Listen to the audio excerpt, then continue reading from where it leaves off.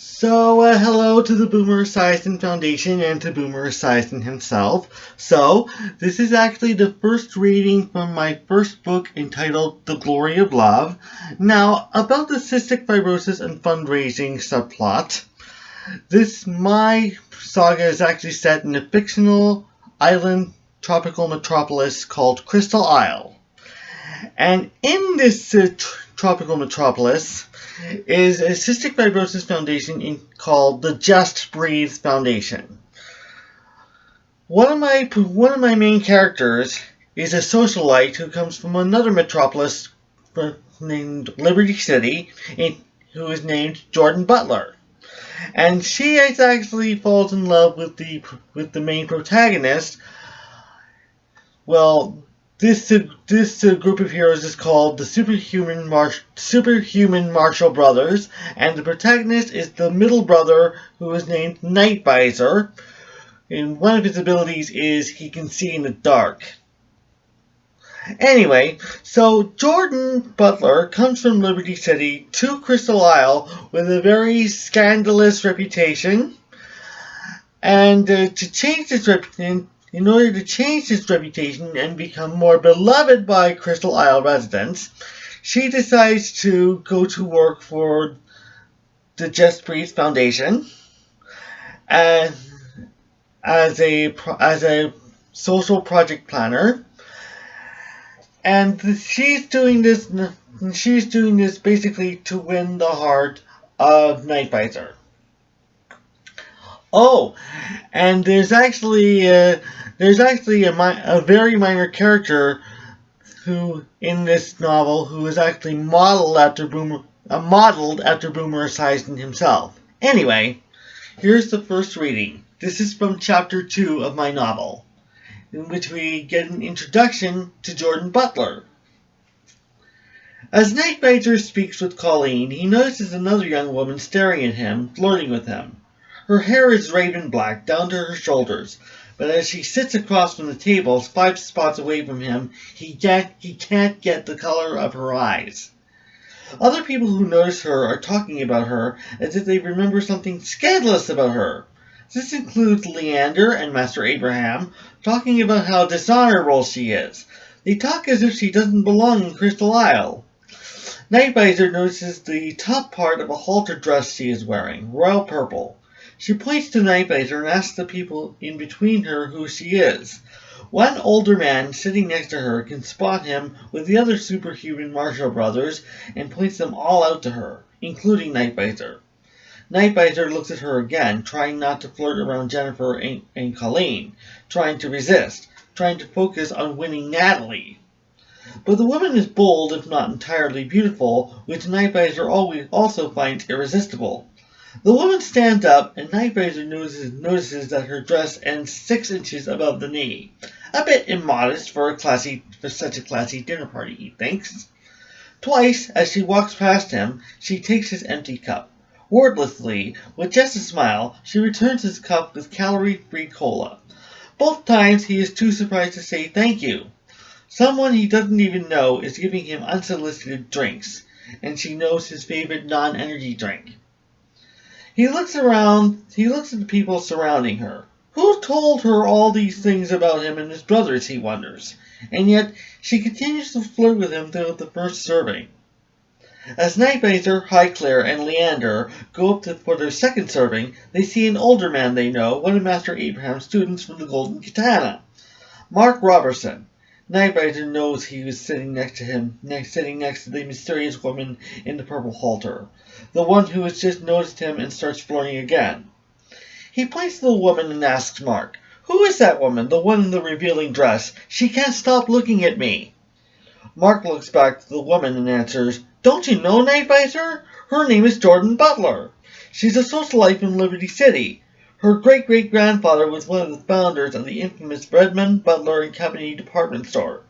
Her grandfather is David Butler, a very popular businessman in his time, and who's still with us at 93 years old. Still very wily and alert for a man his age. Yeah, we believe that Master Abraham will live to 100. Highclere laughs as he puts more potato salad and chicken casserole on his plate. It is incredible, isn't it? Mark says. Anyway, Jordan came to Crystal Isle earlier this summer on her grandfather's orders. She has quite the scandalous reputation, and David Butler was so embarrassed by her latest stunt that he wrote her out of his will. Leander and Highclere go about filling their plates with no interest, but Nightvisor leans into Mark with interest. What happened back in Liberty City? Back there, Jordan was married to Peter Stevens, Mark says.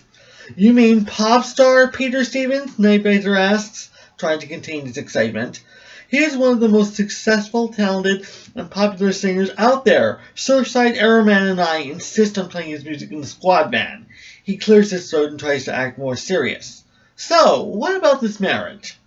Jordan met Peter at one of his hometown charity events. You know that he has a younger half-brother with cystic fibrosis, and she attended his concert that night. That's how she got his attention, Mark explains. This is a guy who launched his debut album at only 15 and had a song on a movie soundtrack at 13. So at 24, he thought he was ready to get married. But at 22, Jordan wasn't through living her life, not even close. She continued to go to clubs and hook up with lots of other men. She cheated on him numerous times with numerous men, including members of the Liberty City police and fire departments. And she messed around with cops and firefighters in other cities too, including when she came here to Crystal Isle. That is nasty, Nightvisor comments. Their fighting got so intense, Peter turned to drinking alcohol to help cope with the stress. All of a sudden, he and his family started getting their names in the tabloids after many of their fights with Jordan and his drinking episodes. Peter showing up at his parents' CF benefit events drunk, singing and ranting incoherently, and even puked on a woman's gown before passing out. Nightvisor looks sick, but manages to ask, How long has this been going on? 2 years of marriage, Mark answers. And his latest album flopped and got bad reviews after more than a decade of #1 albums and top 10 hits on the charts. His drinking got so bad, his family and fans all begged him to go to rehab. The family blamed it entirely on Jordan. Back in March, several of Peter's older cousins got in trouble with police after they were caught on camera beating Jordan up in an elevator. Their trial is impending, and Jordan may have to go back to Liberty City in the new year. Suddenly, Nightvisor isn't so attracted to her anymore. He decides that Natalie MacDonnell is the one for him, and will ask him to reconsider Billy Wineland's engagement. Moments later, Jordan quiets the crowd at the table and stands with her drink in hand. She says, Look, ladies and gentlemen, I know I'm the last person to show up here at such a high-class party, even though I have my older brother and 2 male cousins here with me, all the way from Liberty City. She notes Mr. MacDonnell. By the way, I'd like to send my thanks to Richard MacDonnell for extending the invitation 5,000 miles to my family. Even though Mom and Dad couldn't be here, they asked me and my siblings and cousins to represent Redmond, Butler and Company. The Stevens family should be here, one female guest yells. They're more charitable and classy than you could ever be, you tramp! But Jordan's cousins shout her down. Jordan ignores the criticism and says, Despite my marriage, I hope I can start afresh here in Crystal Isle. Please tell the city's police department how sorry I am for how I disrespected them last time. This is such a beautiful metropolis, and I wish to set up a winter home here come the late fall, since the weather here is so warm all the time. My sham of a marriage has been just as stressful for me as it has been for Peter, and it was actually my mother who encouraged me to find someone else, claiming his music career was beneath me. I will admit that I find policemen and firefighters attractive, but Mother hopes that I can land myself a businessman. But my divorce and the things that I left behind in Liberty City have taught me that maybe it's time for me to settle down in Crystal Isle, and I'd like to find a man who has a little meat on his bones, who knows bravery and heroism, and who can take care of me. Jordan keeps talking, but Nightvisor is even less attracted to her than before. He looks over at his brothers, who are equally unimpressed. So is everyone else at the party, which Jordan realizes when she stops talking. Embarrassed, she retreats to another part of the mansion, slamming a door behind her. And I don't want someone so shallow and who only wants me for my body and my hero status, Nightvisor whispers to himself. He scans the dining area for Natalie, hoping to see her. he will try to pursue her when dinner clears. Now, a little more about the superhuman Marshall Brothers, since you heard the names Leander, Highclere, Surfside, and Arrowman be thrown around some time again during the reading. Let's start with Leander. He's the oldest of the superhuman Marshall Brothers, and although he uses various weapons in ninja fighting, even though he uses various weapons in ninja fighting, his attributes are leadership qualities.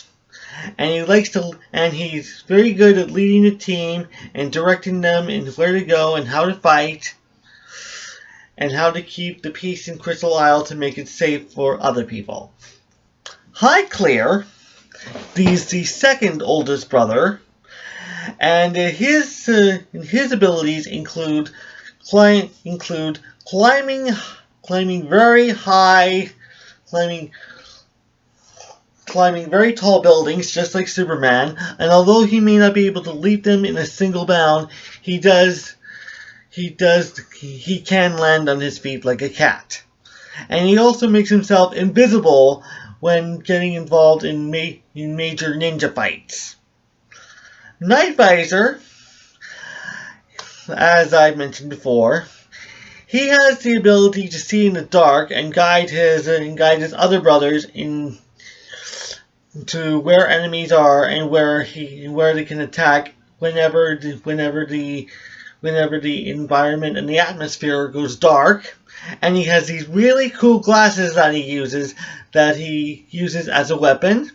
He can shoot lasers, he can maybe shoot fireballs, maybe some ice from those glasses. He can set them to whatever he wants and then use them as a weapon in fighting.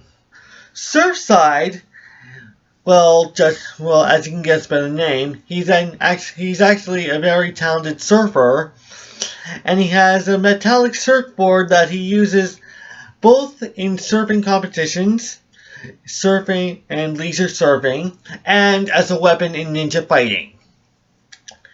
Arrowman is very skilled in archery. Think Katniss and Peeta from the Hunger Games. And he actually started with a bow and arrow, but when that got broken sometime in the middle of the Glory of Love, he switched up and got himself an archery gun. And he uses that in ninja fighting when not using the typical ninja moves and weapons. Okay? So that's the first reading. See you in the second reading, okay? Bye!